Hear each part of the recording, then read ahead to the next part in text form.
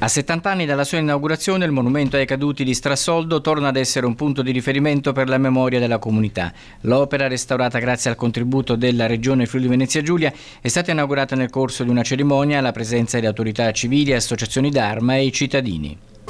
È bello vedere un monumento che riprende vita attraverso l'impegno degli alpini, in particolare del gruppo di Strassoldo, Ioannis e Aiello. La Regione finanzia questi interventi perché vuole non solamente riportare al loro antico splendore monumenti che oggi rappresentano all'interno della nostra comunità un momento di riflessione, ma perché questo monumento ci parla, questo monumento è una testimonianza di fatti di storia, è un impegno a ricordare e onorare i nostri caduti, ma è anche un insegnamento della nostra vita quotidiana, cercare nei nostri rapporti reciproci di tener conto di quello che in qualche modo la storia ci insegna. Alla cerimonia erano presenti anche i consiglieri regionali Alberto Budai, Francesco Martinez, Marcus Maurmaier e Igor Treleani, oltre all'assessore Alberto Rigotto, intervenuto in rappresentanza del comune di Cervignano del Friuli. Nel corso dell'evento Rigotto ha consegnato il sigillo della città al gruppo ANA Strassoldo Aiello Ioannis. Fa parte di una bellissima cerimonia che abbiamo fatto il 2 giugno come amministrazione comunale, dove abbiamo consegnato il sigillo della città